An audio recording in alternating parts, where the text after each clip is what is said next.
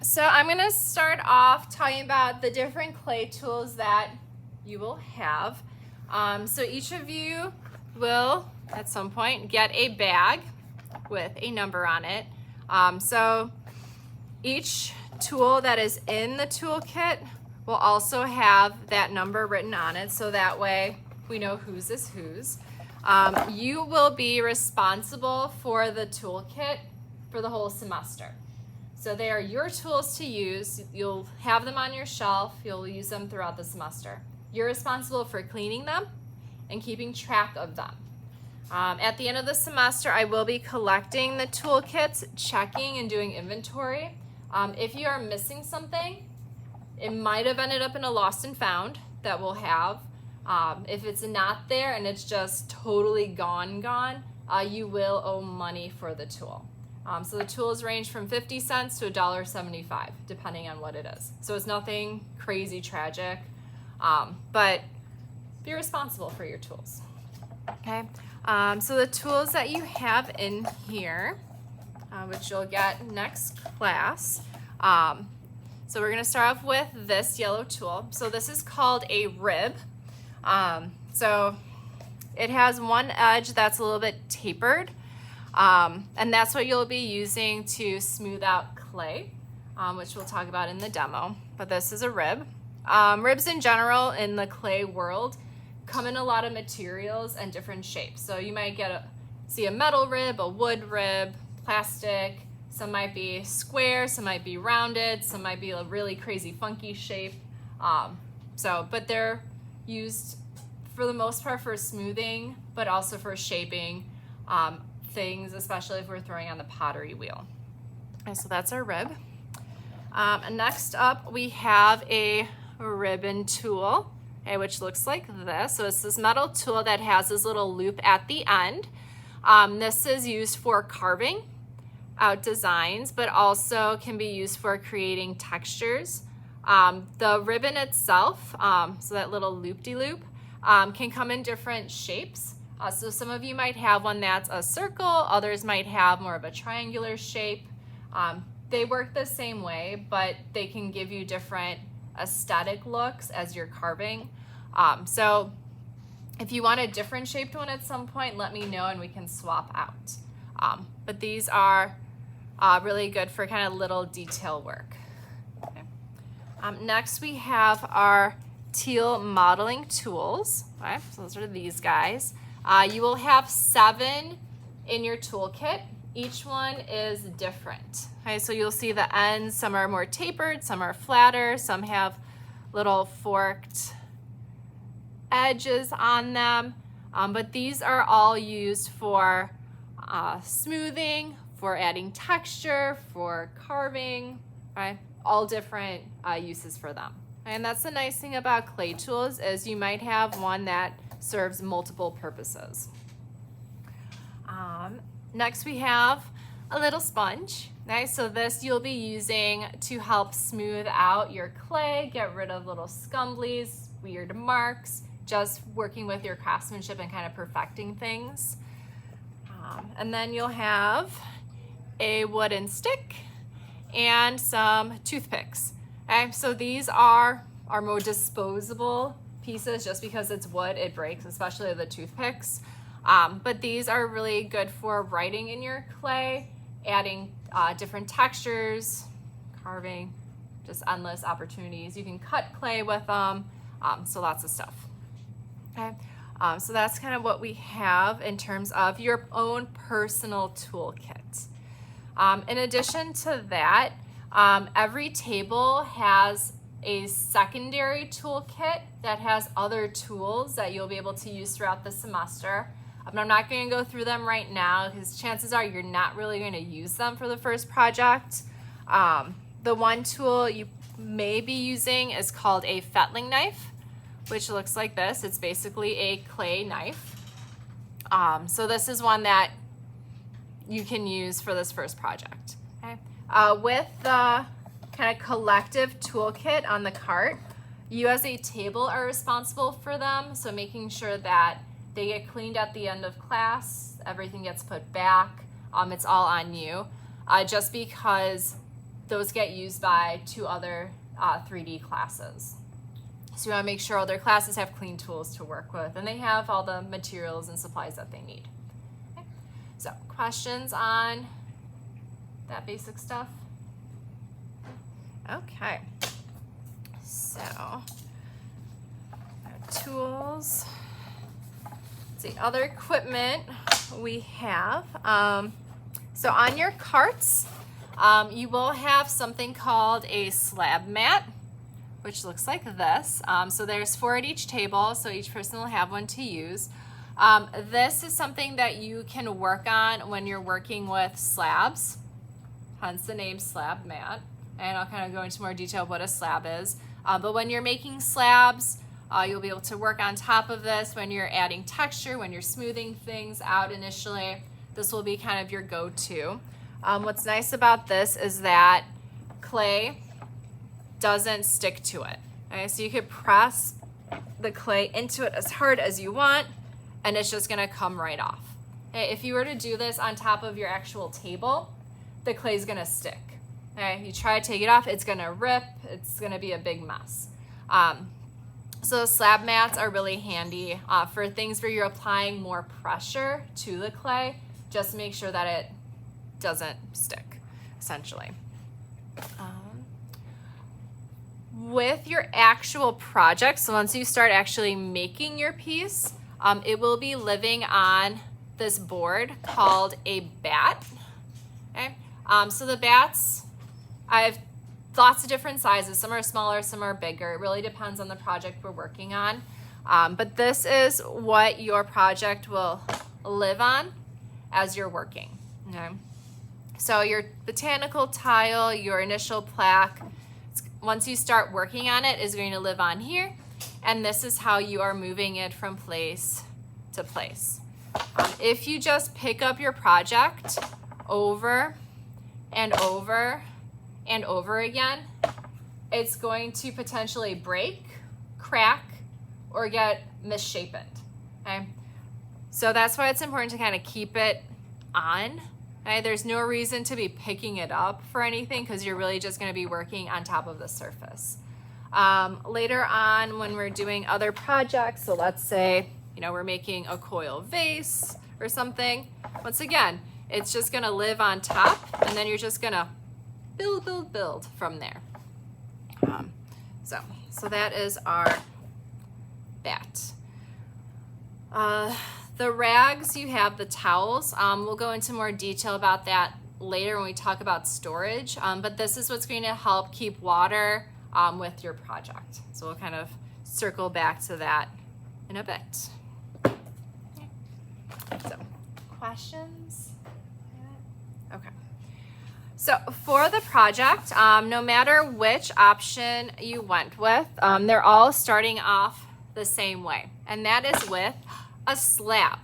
Okay, so a slab is a flat piece of clay, okay, like this. Okay. I went ahead and I pre-made slabs for all of you. Okay, so I used a slab roller, so that's that big machine with the wheel up front. So that has 2 rollers in it, clay goes through, flattens it out. Think of it like a really fancy pasta maker.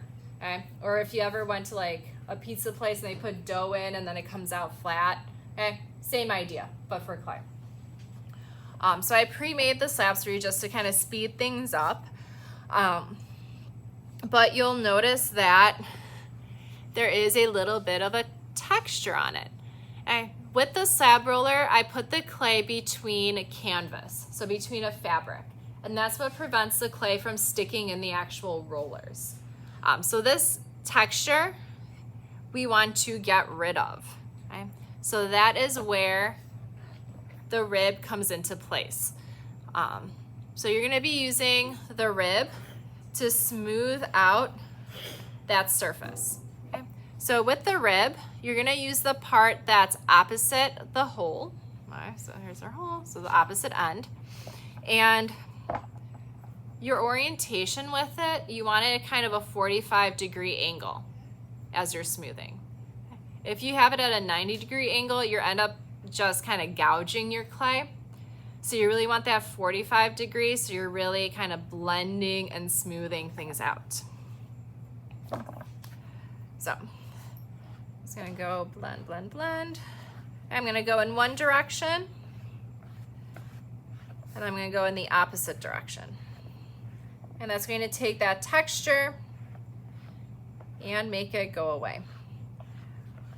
When you're smoothing out the surface, you want to be doing it on top of the slab mat, so that way your clay doesn't stick. Okay, because you are applying some pressure to get rid of that texture. Okay. So there you can see the before and after. Okay. So smoothing out the surface with the rib technically does two things. One, it makes your surface nice and pretty and smooth, but it also compresses the clay. So the clay itself is made out of dirt, rocks, silica, grog, all sorts of different materials. All those materials just kind of sit together, okay? As we roll out slabs, so we're taking, let's say, a ball of clay and flattening it out, we're stretching the clay. So all those particles, all that stuff separates out. It gets spread out because it stretches, okay? So if you ever played with slime, okay, and you stretch it out and it gets like all wispy, or even like kinetic sand, it gets wispy, same idea. So by compressing the clay, by using the rib to kind of smooth it out, you're taking all those particles and you're smashing them back together, okay? So that's going to help prevent cracks forming in your clay. So twofold. Okay. This also helps get rid of any air pockets, air bubbles that might be in your clay. Air pockets are not so good with clay. Those air pockets will hold moisture. So when it goes in the kiln, that moisture, that water expands and creates explosions, which we don't want. Because then your artwork can easily get ruined, or someone else's, just because things are flying all over the place. Okay, so smoothing out, okay, really important. Okay. So questions on that part? Okay, so you'll do both sides, okay, and once you have that done, you'll be able to cut out your actual tile. So at your tables, you have templates for the tile. So for both projects, it's 5 by 7. However, if for the initial plaque you want to do a larger one, 5 by 7, let me know, and I have templates for that. But I think for the most part, everyone's going to be sticking with the 5 by 5.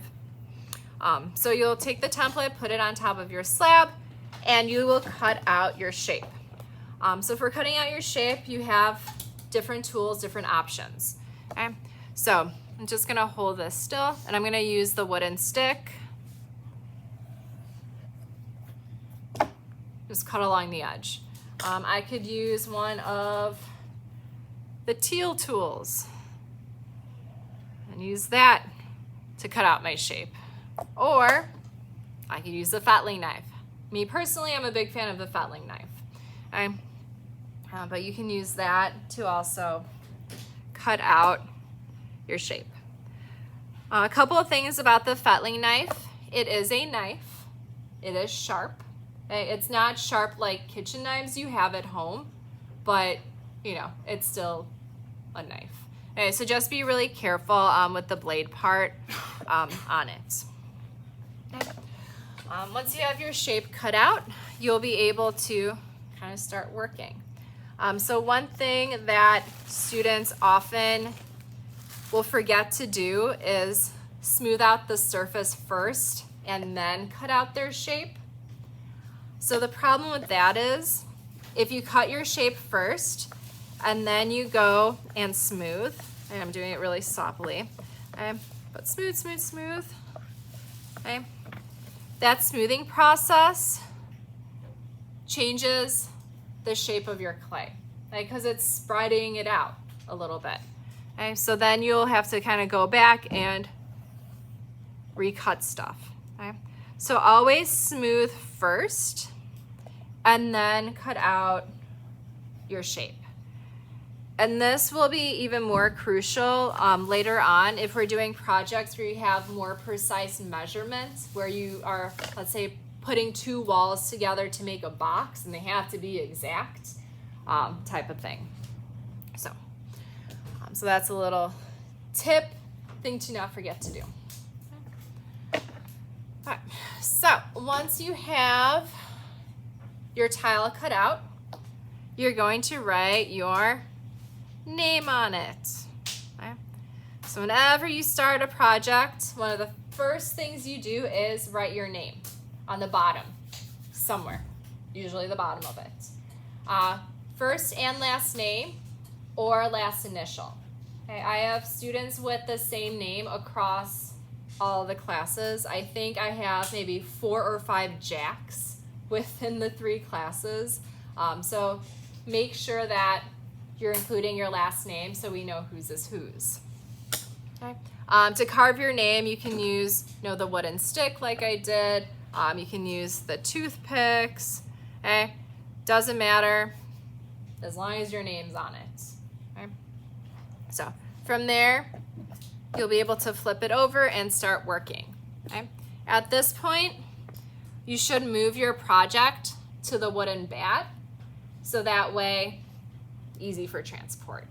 Okay? So I'm gonna leave it on this just so y'all can see it a little bit better. Okay? So questions on any of that? The really basic getting started. Okay. So from here, you'll be able to start making the different elements that you have for your initial plaque or your botanical tile. So all that extra clay that you cut off, you'll be able to use to start making those things. Okay?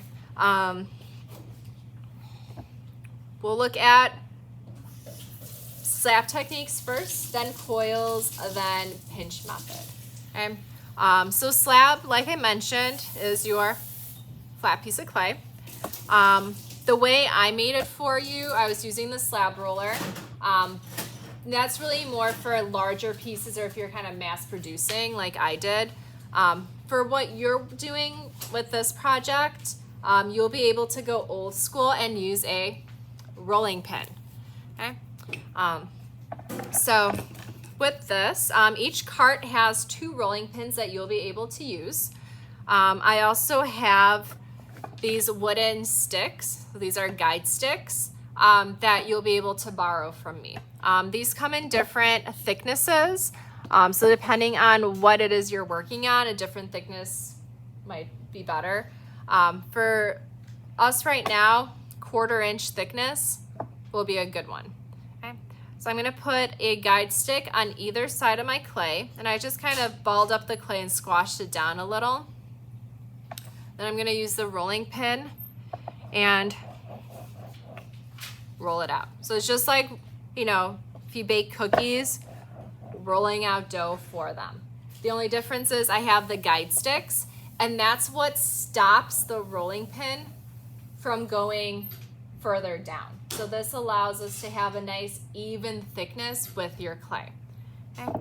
Without the guide sticks, okay, one hand, one arm is more dominant. So you might apply a little bit more pressure on that side. So you might end up with, really uneven thickness, which you don't necessarily want. So the guide sticks, use them, they're your friend. Okay. So with the slab, a lot of things you can do with it.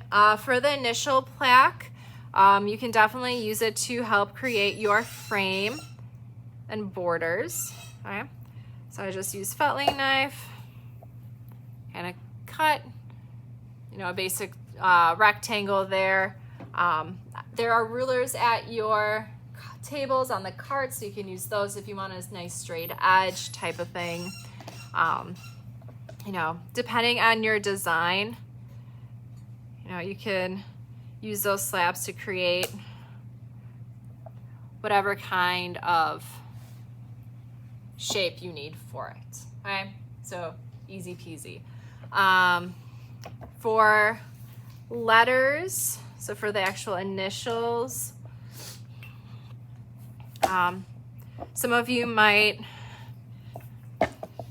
use slabs to create those. Obviously I would grab a little bit more clay than I did, but you can use the slabs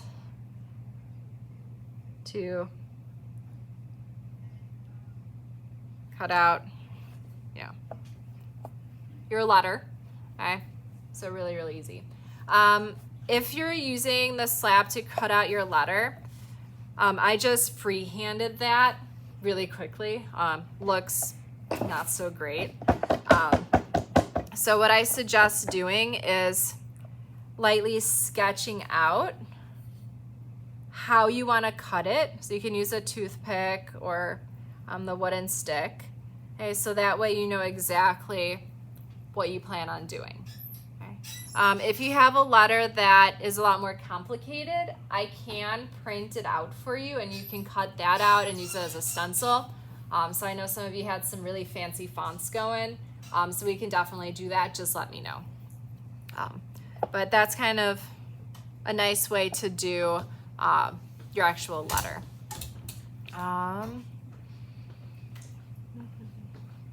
For the botanical tile, or any elements that you're doing on your initial plaque, you can definitely use the slabs to create things.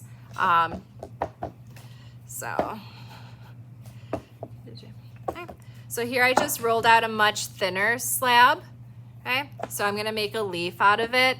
So the leaf, I want it to be a little bit thinner, so that's why I'm not using the guide sticks. And the thickness doesn't necessarily have to be the same throughout because it's organic. It's not meant to be perfect. But I can use that slab and cut out my leaf shape. So, petals on a flower, okay? This would be more of kind of a pinch slab, but same idea that you're making like this flattened piece like that. So yeah, so slabs, lots of different uses for it. Questions on slabs? Okay, with slabs in general, as you kind of cut things out, you'll notice that the edges are not very pretty or nice. So this is where craftsmanship comes in. So you're gonna see this throughout the demo where I talk about craftsmanship, so how neat and tidy things are. So the edges right now have kind of this rough edge to them. There's some clay that's kind of lifted up. So before I really move on with this basic shape, before I attach it anywhere, I want to fix it up a little bit. So I can easily just use my finger to kind of blend and smooth out my edge. At your carts are small cups for water. So you can dip your finger in the water, use that to help smooth. You can take your sponge, wet that, and use that to smooth things out. Okay? So you really want to be working on that craftsmanship, that neatness, as you're working throughout the project. Don't wait till the very end, because you might not be able to get into little nooks and crannies. Things might break if you accidentally bump into them, that sort of thing. Okay, so craftsmanship, kind of always be focusing on that as you're working throughout. Okay. Also take your time. If you take your time with making everything, stuff is just naturally gonna look a lot cleaner and neater. I'm rushing through this just to get you all going, but take your time, Okay. So that's our slabs. Next up, we got coils. So coils are ropes of clay. Okay. So for that, I'm just gonna take a little ball of clay, and then I'm going to pinch it into this kind of lumpy rope. Okay, like that. Okay. Doesn't look very pretty, okay, but it's where we're gonna start off with. From here, I'm going to roll it into a nice coil on top of my slab mat. Since you're not applying a lot of pressure, you can also do this on the tabletop, but you want to have space to work with. But I'm going to be using my palm to roll out my coil. So I'm not applying a lot of pressure, just a little bit as I roll it. Okay, and I'm moving my hand across it because it's slowly going to get longer and longer and longer as I roll it. It's also going to get thinner and thinner. Okay. At some point, bring in the other hand, and once again, I'm kind of going outward, going back inward, okay, to get my coil made. Coil thickness is really important. You should not have a coil thicker than your pinky. Okay? Anything thicker than your pinky is going to run the risk of exploding because water isn't able to evaporate as well, and water in the kiln expands, explosions. Okay? So that's kind of our rule of pinky. Yeah, we got one person got the pun. Okay, so no thicker than your pinky. With that being said, you can go pretty thin with coils if you're using it for decoration. So for a lot of you that are doing the botanical tile, okay, having super, super thin coils will be very useful for if you're doing, let's say, veining or little details on like a leaf, okay? So like that. So you can definitely go thinner if it's used as decoration.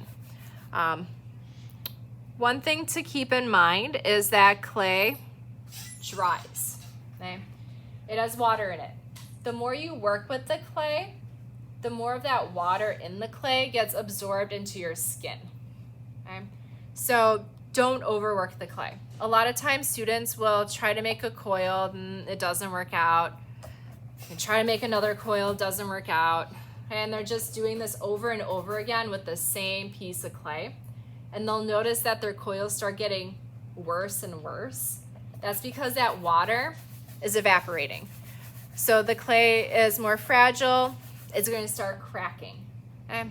So if you see that your clay is too dry, it's not working with you very well, we can recycle it and then you can grab new clay. Okay? No issues with that. So just be conscious of that. And that goes with slabs. If you're working with more hand building techniques, don't overwork your clay. This is why I have you do sketches. So you have an idea of what you want to do ahead of time. So you're not like trying something and then you're scrapping it because you didn't like your idea and trying something else and just kind of repeating that process over and over again. Okay. So with the coils themselves, you can definitely do a lot of things. Those of you that are doing the initial, if you have a letter that's maybe a little bit more cursive, okay, you can use the coil to create your letter. Okay. So, pretty E. Okay. So really nice option for that. For those of you doing kind of a fancier border, you can use the coils and mold them into different designs. Okay, so you can do little spirals, you can do these loop-de-loops, okay? Endless opportunities with this. We are going to be doing a project that focuses on different coil designs, but if you want to kind of look online at different coil designs, you can do that as well, and you'll just get Google images of all different things you could potentially do with that. So these you could easily use as elements of, your frame. So, questions on coils? Okay. So next we'll do kind of working with the pinch method. So with this, that's where you're kind of hand building. You're not necessarily using slab or coils. You're kind of starting with a form and then using your fingers, using tools to kind of build it and do designs. So we're gonna do a flower. So we have this lovely flower. Okay. So to start off with it, you know, it's kind of a ball shape essentially. So that's what I'll start off with, is just that basic ball. For those of you doing the botanical tile, you want to try to have your elements about the same size as what it is in real life, so that way your proportions on your tile compositionally all are the same. For those of you doing the initial plaque, you know, this can work if you're, let's say, trying to make a football, or if you're doing ladybugs or whatever it may be that you have as part of your design. Okay, so start off with that. With these kind of three-dimensional forms, you have to keep in mind that they are getting attached to a slab. Okay, so here I have this round sphere. Okay, it isn't really touching the clay in a lot of places. It's just that one little bit that would be touching. So this would make it a lot harder to keep attached. So it runs a risk of falling off. So I suggest cutting whatever it is in half essentially. All right, so you have that flat surface. So then when you attach it, you have that full connection, but you still have that three-dimensional element. Okay, so that's a little tip to make sure that things don't fall off on you. Okay, so got that. Okay, from here, you know, I can start adding, you know, petals. Okay, so these are kind of big petals, so we'll just tend. Okay, and I'm not doing crazy details yet. I'm just kind of attaching things to it.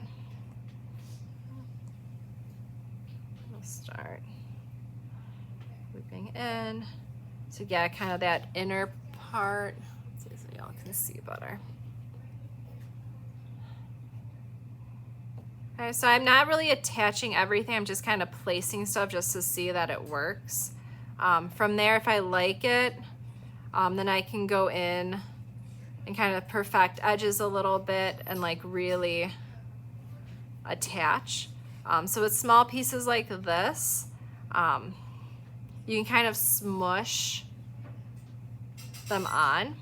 But later on, bigger pieces, okay, different elements, we'll be doing something called slipping and scoring, which I'll talk about in a little bit.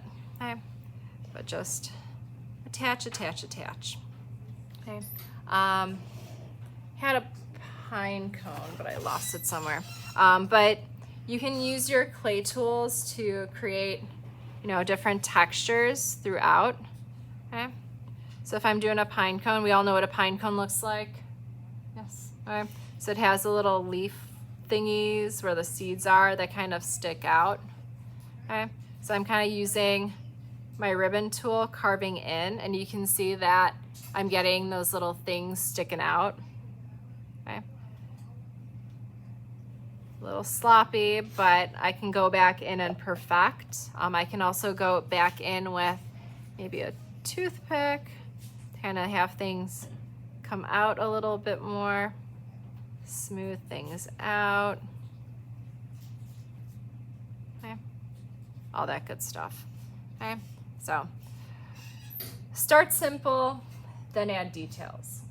For those of you doing the botanical tiles, or if you're adding botanical elements to your initial plaque, look at the examples that I have. I have some more that I'll put out, but see what other students have done to create their stuff. They use the same exact dried plants that you all have in front of you. So definitely look at that, see what has been done. Okay. Let's see, questions on that?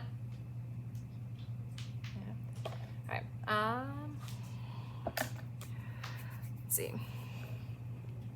I'm gonna really stress the fact that, okay, start off simple, then add details. I know this can look really intimidating at the beginning, but if you really break up the stuff into kind of simple to more complex, it's gonna be good. Okay, so here I have this dried lemon slice. Okay, so I'm just cutting out a circle, essentially a little wonky circle, but the lemon slice isn't perfect either.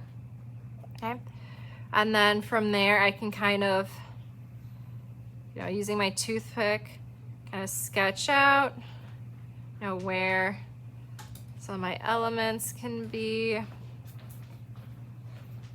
Okay, and I'm just drawing out triangles. Okay, getting that idea.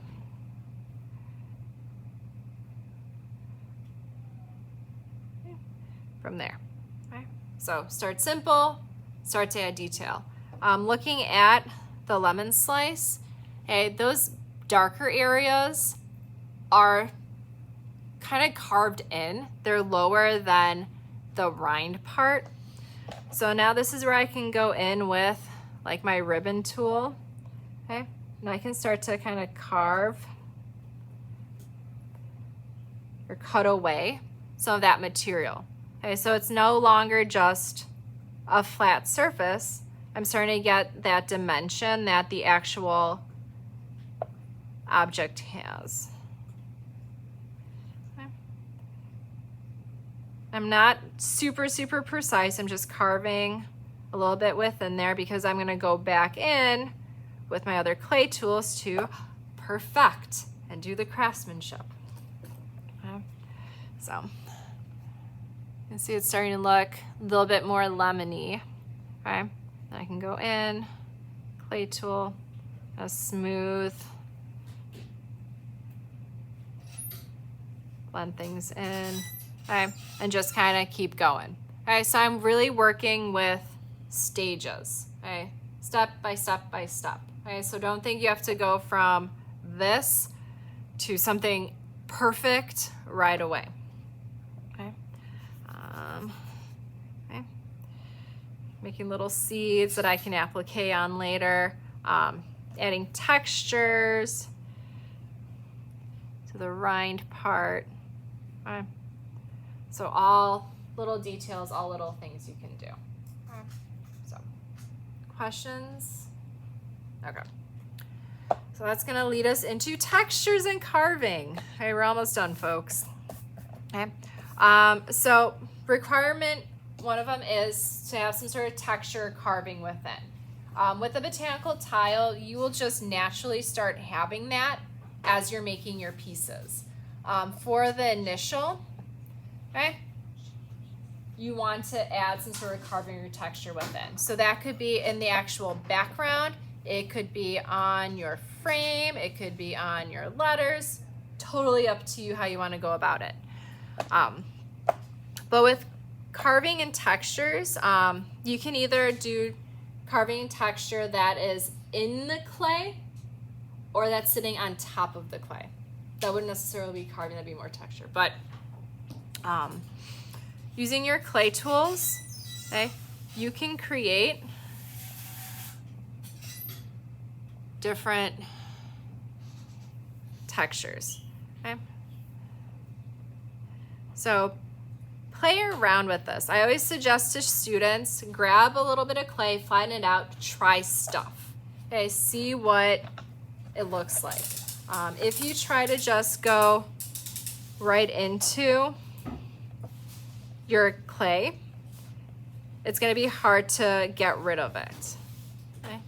So there I just used, 2 different clay tools and got 2 totally different designs.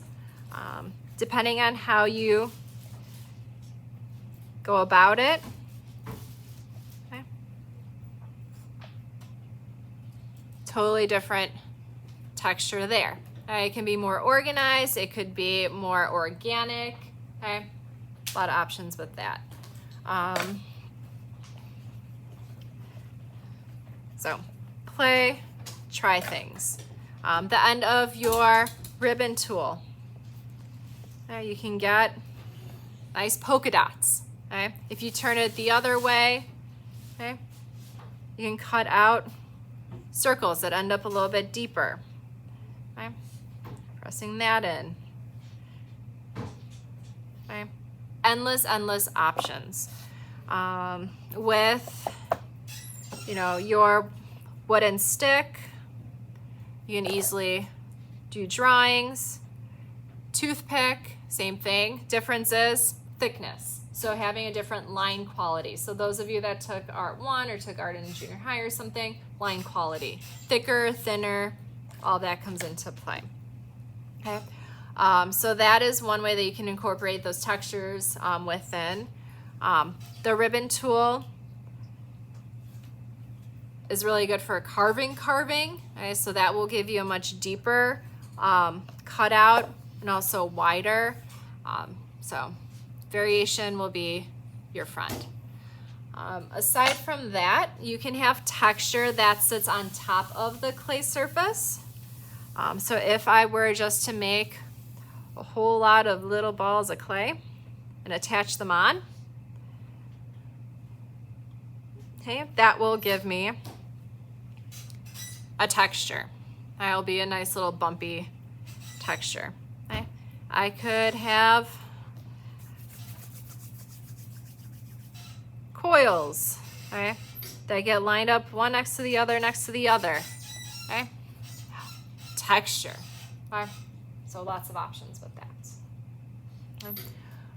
Try stuff, experiment. This project is really all about you getting a feel for what the clay can do, what it can't do, and just different things you can try. Okay. So we're almost done. Questions? Okay. So last thing, and then we'll be able to move on, is applique. So applique is when you add clay to clay. So all of these things that you made will have to get attached to the clay somehow. Students will think, oh, I can just plop it on and, oh, look, it sticks. Yay, nothing's falling off. Okay? The problem is this is not permanent. As clay dries, it shrinks, it gets smaller. So things that are smaller shrink faster than things that are bigger. So it might not pop off right away, but after it's been fired in the kiln, things are gonna fall apart if you don't properly attach. So this is where slipping and scoring comes in. Okay. So at each of your tables on the cart, you'll have a little container that has slip in it. So this is our glue. And then your toolkits have tools that have like this forked edge. Okay? So you're gonna be using this, or you can use your toothpick if you need smaller areas to add score marks. Okay? So score marks are just these little hatch markings that you're going to do on both surfaces. Okay? So what you're attaching and what you're attaching to. And what this does is it takes those clay molecules, jumbles them all up. Okay, so think of it if you were to take your fingers and you were to like rub it really fast in your hair. So those of you with longer hair, this might be a little bit pertinent to you, but that's going to create knots. Okay, that's what this is doing. So when you attach those jumbles, okay, they're gonna stick and hold better. Okay, the slip, which is just really wet clay. All right, so it's the same clay you have. Okay, this is our glue. So you'll go ahead, you'll paint that on one surface, and then you'll be able to attach. Okay, apply a little bit of pressure, and then you'll be good to go. Okay, you have to slip and score literally everything. Okay, So this little vine, okay, it's tiny, but I still have to slip and score. Okay, so I'm making my little hatch markings here. And getting that there. Add my slip. And then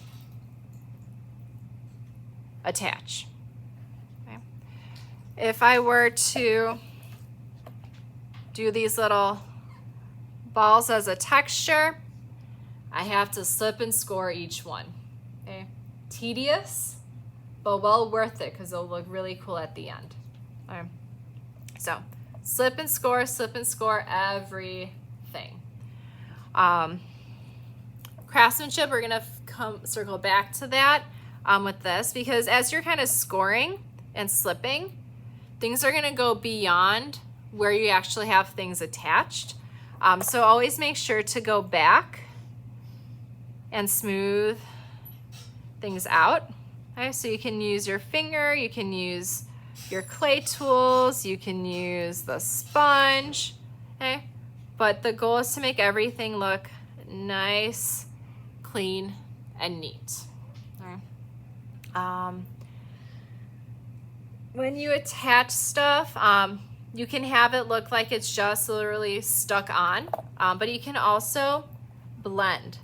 Okay, so if I want to make it look like whatever my element is growing out of something, okay, I can just blend it into the surface. Okay, so now when we look at the side view, I have a little bit of a slope, okay, but it doesn't look like it's just plopped on. It looks like it's part of it. So let's say you're doing, you know, some sort of viney element. Okay. Pretend I slipped and scored. Okay. I can have that blended, and then it looks like it's just growing out of it. So you have this nice little transition. Okay. So not a requirement, it's totally an aesthetic choice that you would make ultimately. Okay. Questions?